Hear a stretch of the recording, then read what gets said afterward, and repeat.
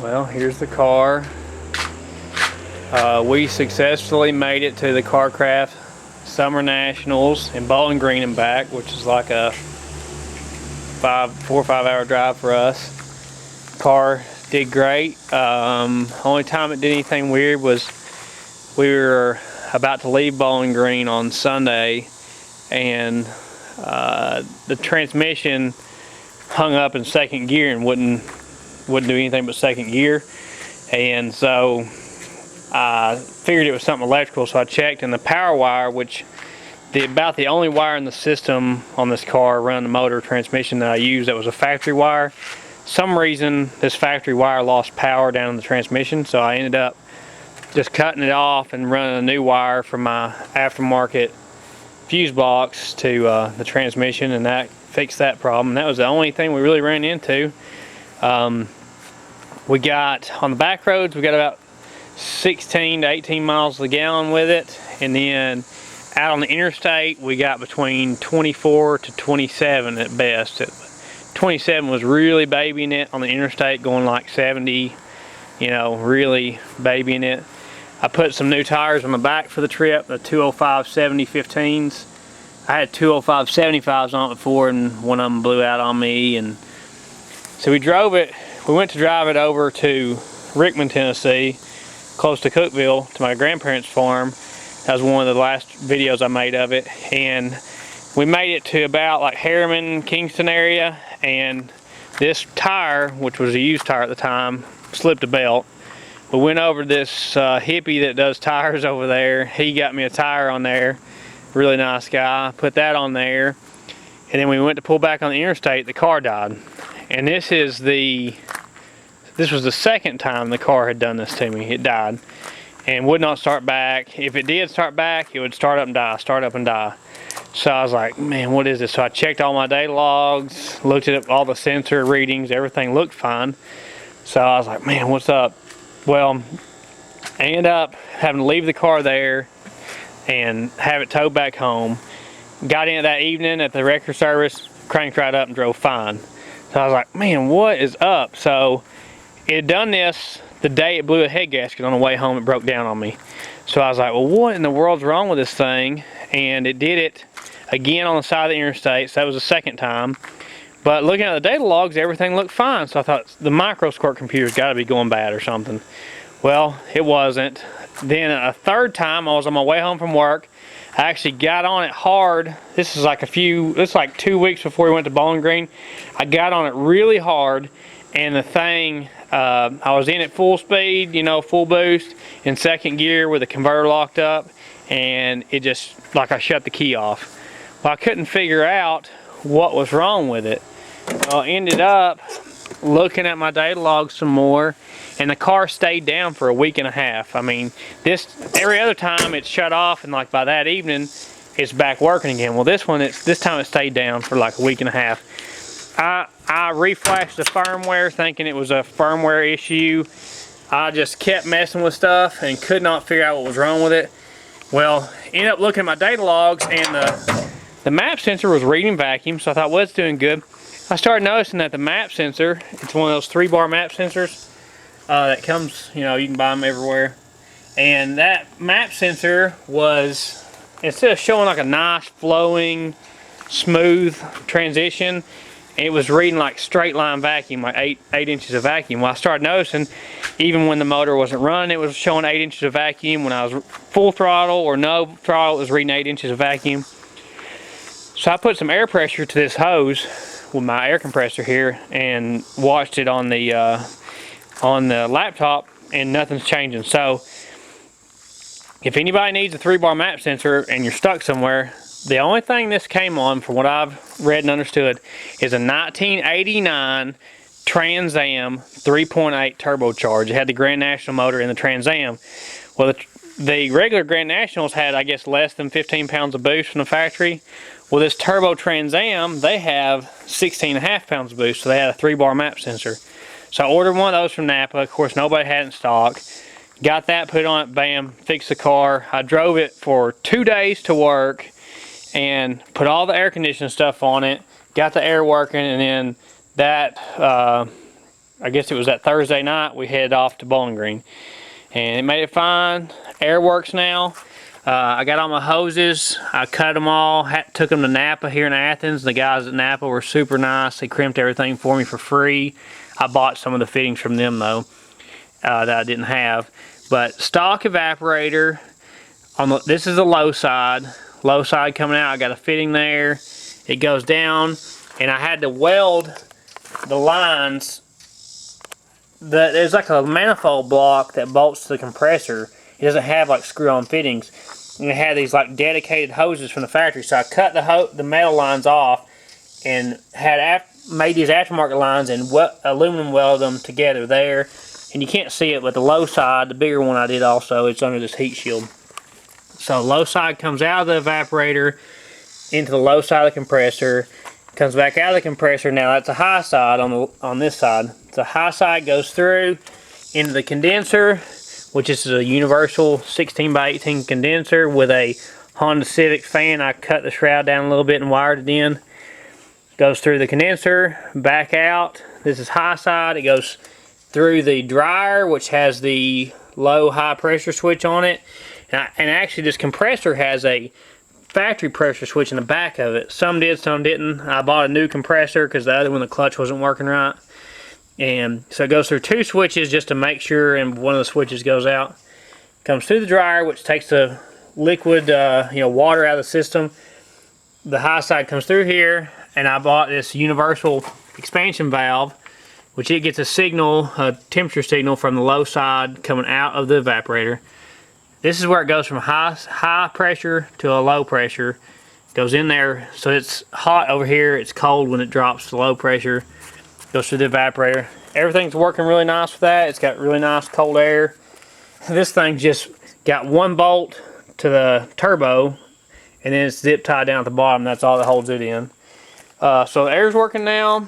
Getting good gas mileage. I did have a couple issues this last week. My fuel pump stopped working last Sunday, and ended up I thought it was like the computer was not telling the fuel pump to come on because it's the ground for the relay. Well, ended up that wasn't it. It was actually the wire that goes through the sending unit. You can see here on my phone, the wire the terminal had actually melted. It got hot on the negative side for the pump. This is for the gauge, that's for the pump. The negative side for the pump had melted that terminal. So I ended up drilling that terminal out of the pump, of the sending unit, and putting a little tiny bolt in its place to fix that. So I fixed that this week. Then I was getting on the interstate one day going to work. I drove it to work every day this week. And it was raining, so I got in it real hard and got on the rev limiter a couple times, and it looks like it broke this belt for the compressor, which was a used belt, and then that got in here and threw this belt off. So I drove it for like 30 seconds down the interstate, then realized that it only had 11.5 volts and that it was like 250 degrees, 260. Shut it off. Thank the Lord this belt was hanging off the water pump, so I put it back on the side of the interstate at 5:30 in the morning in the dark and limped it on to work. So I put new belts on it, and I bought a spare. These injectors, we took it to Bowling Green. We tried to run the autocross, but the exhaust was rubbing the tires. So if you look at the video, it's like looks like I'm driving around the mall parking lot because it's so slow. Because I hit the first couple curves hard, and it started scraping the tires, and I was like, I don't want to cut a tire down. So I quit that. I think I made 3 passes down the track. First one, I barely stalled it up on the line because I was afraid it was going to spin the back tires because I was just running these tires at 25 psi. And it took it about, from what it looks like on the video, it took about 300 feet for it to spool up. And it ran, ended up running a terrible, it was like 13.5 at 115. It come on pretty hard on the top end. So second pass, I tried to stall it up more on the line, leave a little better. This is 100-degree heat with like, 100% humidity. So it ran a second pass was I think a 1260 at 120, and then the next day, I kept saying I was only going to make one pass, and now I kept talking myself into going and making another pass. Next pass was my best pass. We ran a 12.4 at 120, and that was stalling it up on the line a little bit better, but it still had a 2.160 foot. It only ran at 830 in the 8th, but it ran 93 miles an hour in the 8th and 120 and a quarter.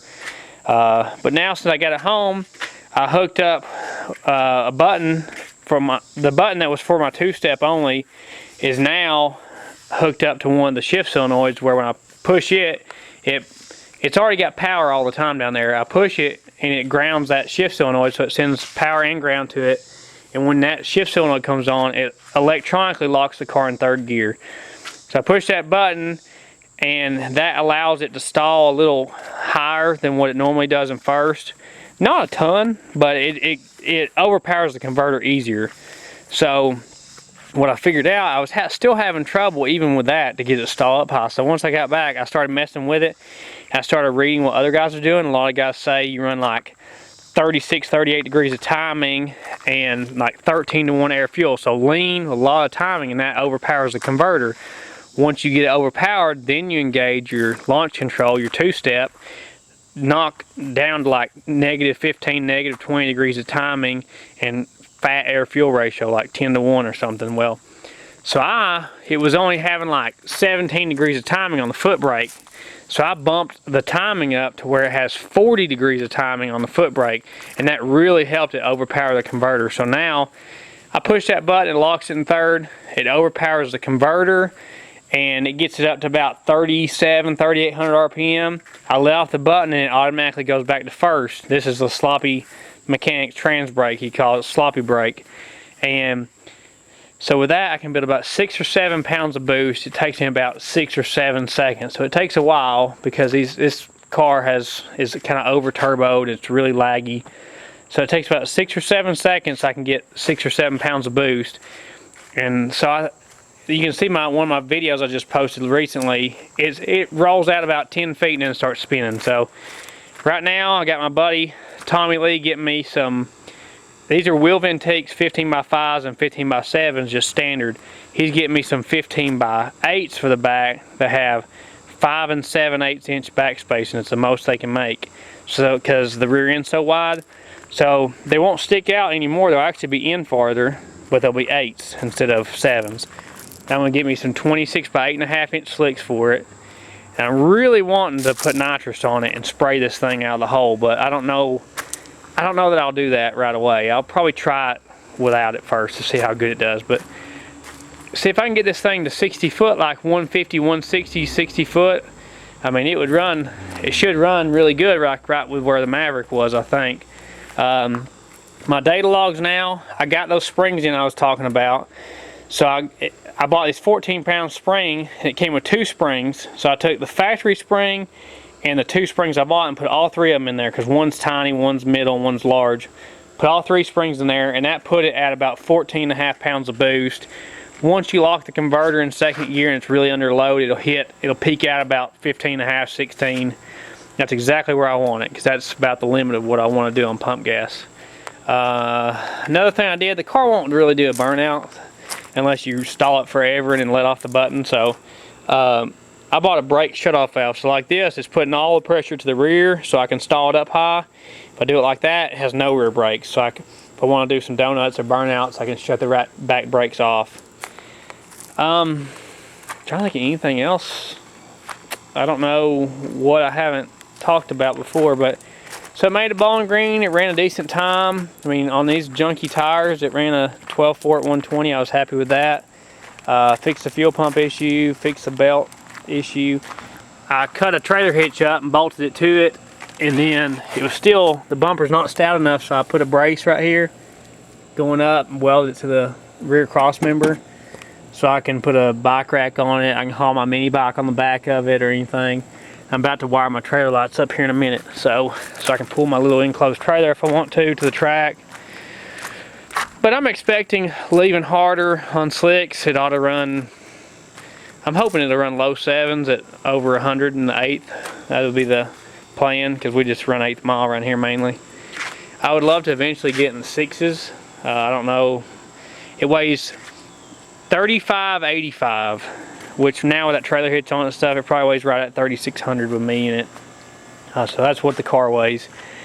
I went all the way through the traps at 120 in second gear, so it's really high geared with this 275 gear. And I may end up changing the gear, but I really like it going down the interstate. It runs really nice down the interstate. You're rolling 1800 to 2000, staying with traffic. So anyway, that's all I know right now.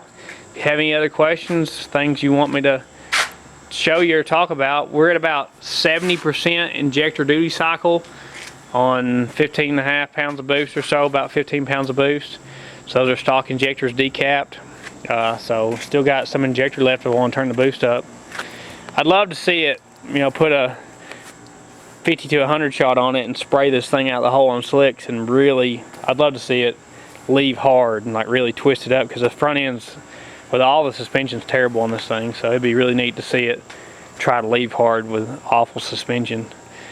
So hopefully I should have my wheels here in a couple more weeks and get some slicks for it, and maybe here in the next couple months I'll take it to the track and get you some videos of that. But that is the update for now.